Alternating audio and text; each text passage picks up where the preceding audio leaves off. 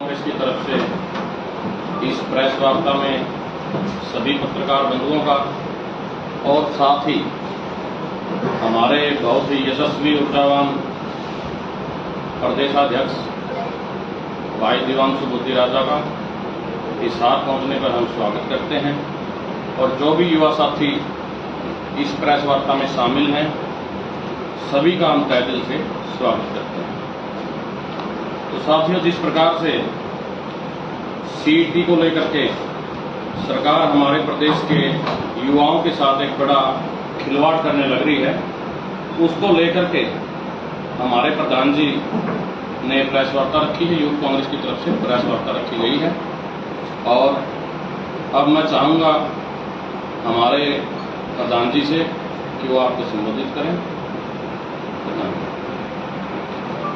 आज की प्रेस वार्ता में आप सभी पत्रकार बंधुओं का, छायाकार बंधुओं का युवा कांग्रेस की टीम की तरफ से हम अभिनंदन करते हैं, धन्यवाद करते हैं। आज की प्रेस वार्ता में मौजूद हिसार युवा कांग्रेस के जिले के अध्यक्ष भाई सतेंद्र सहारन जी, विजेंद्र हुड्डा जी, उकलाना से हमारे विधानसभा अध्यक्ष वीरेंद्र जी, हर्ष बामल जी, तेजवीर पुनिया जी, समीर इंदौरा जी, आदित्य मान जी, हेमंत सोनी जी, सचिन दुहन जी और सीईटी जो मुद्दा जिस विषय पे आज हमारी प्रेस वार्ता है उसकी संघर्ष समिति के सदस्य हैं परवीन, वो भी आज हमारे साथ मौजूद हैं।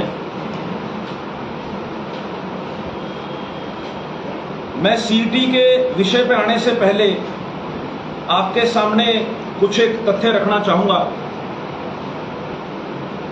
हमारे नीतीश शर्मा प्रदेश में महासचिव हैं, वो भी आए। आज हरियाणा के अंदर अगर मैं सीएमआई डाटा की बात करूं तो हरियाणा में सबसे ज्यादा बेरोजगारी पूरे देश में कहीं है तो वो हरियाणा के अंदर है। इसके कुछ मुख्य कारण हैं जो मैं आपके समक्ष रखना चाहूंगा। ग्रुप सी की 32,000 वैकेंसी हरियाणा सरकार ने एडवर्टाइज करी और इसी प्रकार से ग्रुप डी की लगभग 13,500 वैकेंसी जो आने वाले समय में हरियाणा सरकार ये दावा करती है कि वे लोग भर्तियां पूरी करेंगे। लेकिन हैरानी की बात यह है कि 2020 से 2023 अब चल चुका है, आधा साल निकल चुका है। 3 साल निकल जाने के बावजूद हरियाणा के अंदर एक भी भर्ती ना ही ग्रुप सी की हुई है और ना ही ग्रुप डी की हुई है। 2020 में यह सरकार एक सीईटी नाम की परीक्षा लेकर आई थी। सरकार ने यह दावा करा था कि हम प्रत्येक वर्ष सीईटी के माध्यम से हरियाणा के नौजवानों को ग्रुप सी और डी की कैटेगरी में रोजगार देंगे। लेकिन सरकार की इनएफिशिएंट पॉलिसी, सरकार का हठ धर्मिता और इनएफिशिएंट जो एचएसएससी आयोग हरियाणा सरकार के अधीन जो काम करता है उसकी वजह से 3 साल से हरियाणा में कोई एक सिंगल भर्ती ना ही ग्रुप सी में हुई है और ना ही ग्रुप डी में हुई है। लाखों बच्चे पिछले कई सालों से इन परीक्षाओं की लगातार तैयारी कर रहे हैं, कोचिंग इंस्टीट्यूट्स में कोचिंग ले रहे हैं, लेकिन इन भर्तियों में कोई भी सरकार के द्वारा ऐसी पहल नहीं हुई कि इन भर्तियों को पूरा किया जा सके। लेकिन सीईटी के माध्यम से सरकार अब जो भर्ती करना चाहती है वो पॉलिसी 100% गलत है, युवाओं के साथ एक बहुत बड़ा छल है और ये पॉलिसी के माध्यम से सरकार उन अभ्यर्थियों की रोजगार पाने की उम्मीद को भी तोड़ना चाहती है। प्रदेश के मुख्यमंत्री एक ऐसी अनूठी पॉलिसी सीईटी के माध्यम से हरियाणा में लेके आई है जिसमें सिर्फ कुछ ही हजार विद्यार्थियों को परीक्षा में बैठने का मौका दिया जाएगा। मैं आपकी जानकारी के लिए बताना चाहूंगा कि सीईटी कॉमन एलिजिबिलिटी टेस्ट 2022 के अंदर यह सरकार लेती है। इस टेस्ट का क्राइटेरिया यह था, इसको क्वालिफाई टेस्ट का नाम दिया गया। कि जो भी अभ्यर्थी इस टेस्ट के अंदर पास होंगे उन्हें आगे मुख्य परीक्षा में बैठने का मौका दिया जाएगा। इसमें अगर मैं फिगर की बात करूं तो हरियाणा के 11,22,232 अभ्यर्थियों ने इस परीक्षा के अंदर आवेदन किया, जिसमें से सरकार ने क्राइटेरिया रखा कि 50% नंबर जिसके आएंगे उसे इस परीक्षा में पास माना जाएगा और जो 50% से नीचे आ जाएंगे उन्हें डिस्क्वालीफाई मतलब फेल माना जाएगा।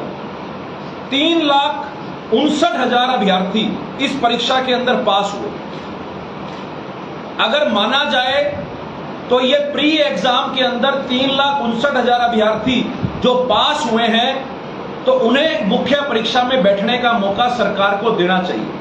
लेकिन हरियाणा सरकार की सीईटी की पॉलिसी में एक ऐसा अनोखा क्लॉज है जिसके माध्यम से सरकार यह कहती है कि हम सिर्फ जितनी पोस्ट एडवर्टाइज्ड एचएसएससी आयोग करेगा उसके 4 गुना अभ्यर्थियों को ही परीक्षा में बैठने का मौका दिया जाएगा।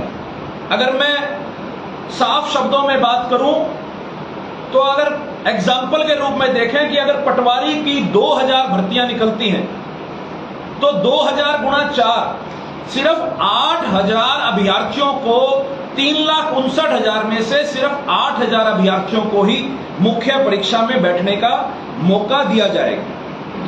मैं ये सवाल प्रदेश के मुख्यमंत्री, प्रदेश के उप मुख्यमंत्री से पूछना चाहूंगा कि जो अभ्यर्थी पिछले 3 साल से 4 साल से लगातार ग्रुप सी और डी की जो तैयारी कर रहे हैं, आज उन्हें जाकर यह पता लगा है कि क्वालिफाई होने के बावजूद भी उन्हें सरकार मुख्य परीक्षा में बैठने का मौका नहीं दे रही।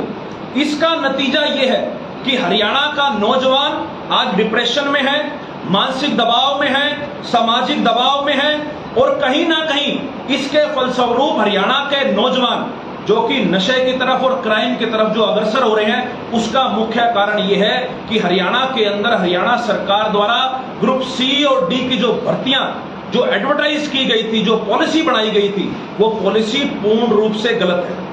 हम सरकार से यह बात कहते हैं कि सरकार चाहे रोजगार ना दे, आज हरियाणा का नौजवान सरकार से रोजगार की मांग नहीं कर रहा।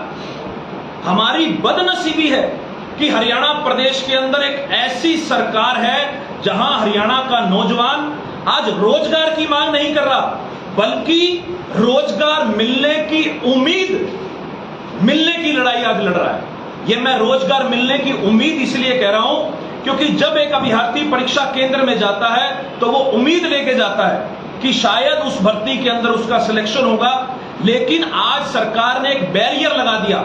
हरियाणा सरकार ने परीक्षा केंद्रों के बाहर एक बैरियर लगा दिया कि आज सरकार हरियाणा के नौजवानों को परीक्षाओं में बैठने का मौका भी है जो वो सरकार नहीं देना चाहती। हमारे देश का सबसे बड़ा एग्जाम यूपीएससी, और अगर प्रदेश का सबसे बड़ा एग्जाम बात करूं तो जो एचसीएस का एग्जाम होता है उसमें भी बाकायदा यह है कि जो अभ्यर्थी प्री एग्जाम क्लियर करेंगे उन्हें मुख्य परीक्षा में बैठने का मौका दिया जाएगा। लेकिन हरियाणा सरकार ने एक ऐसी पॉलिसी बना दी जिसमें अभ्यर्थियों को कहने को तो क्वालिफाई कह दिया, जब उनका रिजल्ट आया तो उसमें क्वालिफाई लिखा हुआ था कि ये बच्चे क्वालिफाई हैं, लेकिन उन अभ्यर्थियों को अगली परीक्षा में बैठने से सरकार रोकना चाहती है। इसके लिए सीईटी संघर्ष समिति और भी जो अदर ऑर्गेनाइजेशन है लगातार सरकार के खिलाफ सड़कों पर जो है विरोध कर रहे हैं। इस जो रिजल्ट भी सरकार ने जारी किया है उसमें भी कई तरीके की खामियां हैं। टेक्निकल और नॉन टेक्निकल का एक बहुत बड़ा इशू है। मैं अगर बताऊं तो टेक्निकल कई ऐसी भर्तियां हैं जिनसे प्री एग्जाम जो है वो बिल्कुल नॉन टेक्निकल सिलेबस का एग्जाम लिया गया। ये भी बहुत सारे विषय हैं, लेकिन आज मुझे लगता है कि सबसे बड़ी मांग अगर हरियाणा में कोई है तो वो ये है कि हरियाणा के सभी सीईटी क्वालिफाई अभ्यर्थियों को मुख्य परीक्षा में बैठने का मौका दिया जाए। अगर मैं अपने पड़ोसी राज्यों की बात करूं तो चाहे वो यूपी की बात है, चाहे वो राजस्थान की बात है और चाहे वो सेंटर के एसएससी सीजीएल की बात है, आज वहां सभी वहां भी कॉमन एलिजिबिलिटी टेस्ट है, सीईटी नाम का टेस्ट वहां पर भी है, लेकिन वहां पर 4 गुना नहीं 10 गुना और 15 गुना अभ्यर्थियों को मुख्य परीक्षा के अंदर बुलाया जाता है। लेकिन एक ऐसा अनूठा फॉर्मूला हरियाणा के नौजवानों पे प्रदेश के मुख्यमंत्री ने थोप दिया, जिसकी वजह से आज हरियाणा का नौजवान हताश है। और ये जो सीईटी संघर्ष समिति के नौजवान हैं, ये लगातार इन्होंने सरकार में बैठा ऐसा कोई एमएलए, ऐसा कोई एमपी, ऐसा कोई सरकार का नुमाइंदा नहीं छोड़ा जिसके पास ये लोग अपनी मांग लेकर ना गए हों। ज्ञापन के माध्यम से ये लोग प्रदेश में बैठे बीजेपी के प्रत्येक एमएलए के पास, उनके घर पर, उनके दफ्तरों में ये गए हैं और इन्होंने कहा कि हमारी ये मांग है, आप सरकार में बात कीजिए और इस मामले के ऊपर कोई हमें रिलीफ दिलवाइए। प्रदेश के मुख्यमंत्री के जो जनसंवाद कार्यक्रम थे, उसमें भी हमारे नौजवान साथी गए हैं। मैं बताऊंगा कि शाहाबाद के अंदर मुख्यमंत्री साहब के जनसंवाद कार्यक्रम में सीईटी संघर्ष समिति के हमारे साथी गए और मनोहर लाल खट्टर जी को खड़े होकर यह बताया कि जो पॉलिसी आप लोगों ने ग्रुप सी और डी के लिए डिजाइन करी है वो सरासर गलत है। हरियाणा के नौजवान इससे असंतुष्ट हैं, लेकिन वहां पर पुलिस प्रशासन से बलपूर्वक इनको वहां बिठाया गया, इनको वहां से इनकी आवाज को दबाया गया। इसलिए इन लोगों ने यह फैसला लिया कि अगर सरकार में बैठे नुमाइंदे इनकी बात नहीं सुनेंगे, इन्होंने विपक्ष का सहारा लेने का फैसला किया। इसलिए ये लोग दिल्ली में राज्यसभा सांसद दीपेंद्र सिंह हुड्डा जी से मिले, हमसे इन्होंने मुलाकात करी और हमसे इन्होंने ये कहा कि सरकार हमारी इस बात पर कोई सुनवाई नहीं कर रही, इसलिए हम चाहते हैं कि बतौर विपक्ष आप इस मुद्दे को जोरों शोरों से उठाइए और जो सीईटी में 3,59,000 अभ्यर्थी जो क्वालिफाई हुए हैं, उन सभी को मुख्य परीक्षा में बैठने का मौका दे। कुछ दिन पहले सीएम साहब की एक स्टेटमेंट आती है। सीएम साहब ये कहते हैं कि जब खेल शुरू हो जाता है तो उसमें नियमों में बदलाव नहीं होता। मैं ये कहना चाहूंगा कि भाजपा के पास चलती सरकारों को तोड़ने का तो समय है, चाहे वो एमपी की बात हो, चाहे वो महाराष्ट्र की बात हो, लेकिन एक पॉलिसी के अंदर सरकार बदलाव नहीं कर सकती। जबकि एक नोटिफिकेशन सीईटी का, मैं वो नोटिफिकेशन यहां मेंशन करना चाहूंगा, 42/119/2019 5 GS1 सीईटी के गेजेटेड नोटिफिकेशन क्लोज नंबर 16 में, वो मैं पढ़ के बताऊंगा।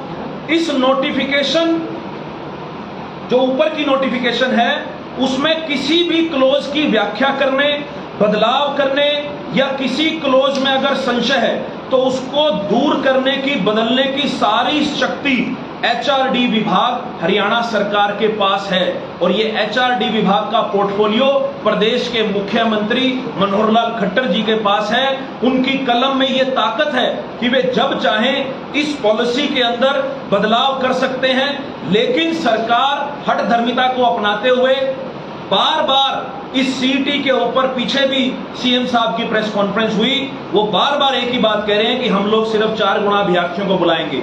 मैं ये बताना चाहूंगा कि हम इसके विरोध में इसलिए हैं क्योंकि जो 3,59,000 अभ्यर्थी पास हुए हैं उसमें से सिर्फ कुछ ही हजार अभ्यर्थियों को मुख्य परीक्षा में बैठने का मौका दिया जाएगा। बाकी जो लाखों विद्यार्थी हैं वो कहीं ना कहीं परीक्षा देने से भी वंचित रह जाएंगे। इसको लेकर हमने 16 जून को करनाल में सीएम आवास घेराव का कार्यक्रम किया। दीपेंद्र सिंह हुड्डा जी ने उस कार्यक्रम को जो है लीड किया था। उसके बाद भी क्योंकि वहां करनाल में माननीय एसडीएम साहब आए थे, हमने ज्ञापन के माध्यम से प्रदेश के मुख्यमंत्री तक ये बात पहुंचाई, लेकिन सरकार का इसके ऊपर कोई भी जो है राहत इस मामले में सरकार के द्वारा नहीं दी गई।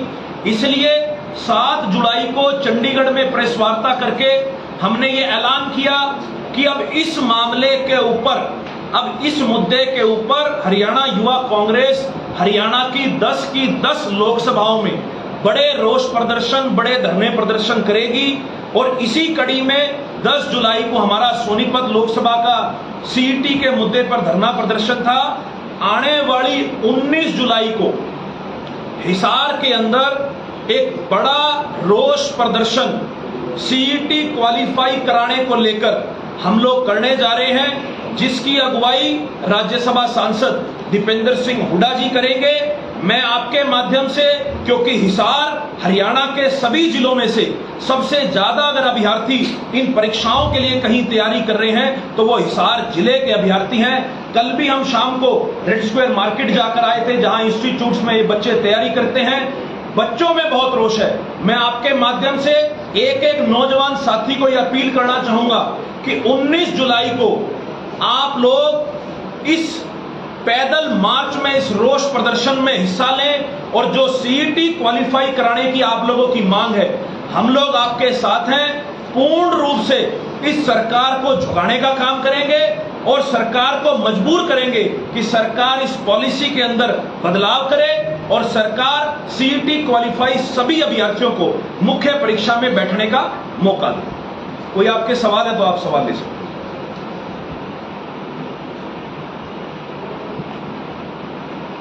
सर, सवाल ये है कि मुख्य जो क्वालिफिकेशन होती है किसी की भी नौकरी के लिए, उसके बीच में जो सरकारें जो पीछे कांग्रेस के लिए चली रही है, जो बैरिगेटिंग जो कर रही है, जो सीटेट के नाम से, स्टेट के नाम से, जो सिटी, इसी के खिलाफ आप आंदोलन खड़ा क्यों नहीं कर पा रहे? देखिए, कभी किसी सरकार में, मैं सिर्फ भाजपा सरकार के नहीं, जब से हरियाणा बना है, किसी भी सरकार में ऐसी पॉलिसी कभी नहीं आई। अक्सर ये देखा जाता था कि राजनीतिक दल रोजगार के ऊपर सड़कों पर लड़ाई लड़ते हैं, संघर्ष करते हैं, लेकिन पहली बार आपको भी शायद सुन के हैरानी हो रही होगी, एक बच्चे ने प्री एग्जाम क्लियर कर लिया। सरकार क्यों उसको मुख्य परीक्षा में बैठने से रोक रही है? आज रोजगार दिलवाने की लड़ाई नहीं है, ये हमारी बदनसीबी है कि हमें रोजगार दिलवाने की, उम्मीद दिलवाने की लड़ाई आज यहां लड़नी पड़ रही है। हम चाहते हैं कि सरकार ये बैरियर हटाए, बच्चों को परीक्षाओं में बैठने का मौका दे। मेरिट के आधार पर जब परीक्षा होगी आगे, जो विद्यार्थी मेरिट के आधार पर सेलेक्ट होगा वो भर्ती में सेलेक्ट हो जाएगा। इसमें हरियाणा सरकार को समस्या किस एंगल पे है, ये सवाल आज हम हरियाणा सरकार से पूछना चाहते हैं।